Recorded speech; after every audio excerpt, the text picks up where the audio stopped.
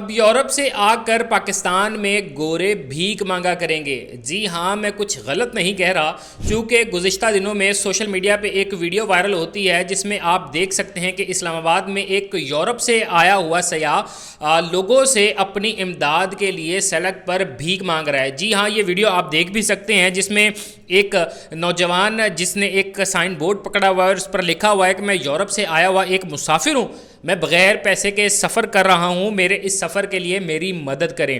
جس کے بعد ایک راگیر جو کہ اس وقت اس سڑک سے گزر رہا تھا، اس نے اپنی گاڑی میں بیٹھے ہوئے اس ویڈیو کو کیپچر کر کے سوشل میڈیا پہ شیئر کیا، جس کے بعد یقینی طور پر لوگ اپنے سیاستدانوں سے بہت زیادہ محبت کریں گے، چونکہ یہی کہا کرتے تھے کہ پاکستان کے بہت جلد بہت اچھے دن آنے والے ہیں۔ معیشت کے حساب سے پاکستان اتنا زیادہ اچھا ہو جائے گا، اتنا بہتر ہو جائے گا کہ دیگر ممالک سے لوگ یہاں پر کام کرنے کے لیے آیا کریں گے۔ البتہ کام کرنے کے لیے نہ صرف، لیکن پاکستان کا اس ٹائم سب سے پاپولر قسم کا جو شعبہ ہے، یعنی کہ بھیک مانگنے کا جو شعبہ ہے، رمضان کے مہینے میں بہت زیادہ اس کی چاندی رہتی ہے۔ تو ایسے میں اس سیاح نے یقینی طور پر یہ سوچا ہوگا کہ میں یورپ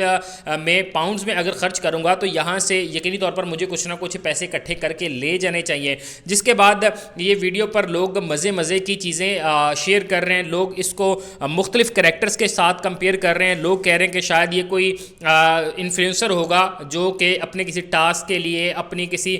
پرینک کے لیے یہ تمام تر چیزیں کر رہا ہے۔ دوسری جانب سوشل میڈیا صارفین اس کو مختلف کریکٹرز کے ہیروز کے نام بھی اس کو دے رہے ہیں۔ کچھ لوگ کہہ رہے ہیں کہ شاید یہ اسٹرینجر تھنگز میں ایک بڑے مقبول کریکٹر تھا اور اس کے جو ایکٹر ہیں ان کا نام ہے اسٹیو ہارنگٹن، ان کا کہہ رہے ہیں کہ شاید یہ وہ ہے، جبکہ کچھ لوگ اس کو اسپائڈر مین کے حوالے سے کہہ رہے ہیں کہ یہ اینڈریو گارفیلڈ ہے۔ تو اسی طرح مختلف لوگ سوشل میڈیا پہ اس حوالے سے بحث کر رہے ہیں کہ آخر کیا واقعتاً یہ یورپین ہی ہے یا صرف اپنا بھیک مانگنے کا ایک طریقہ اس نے اپنایا ہے۔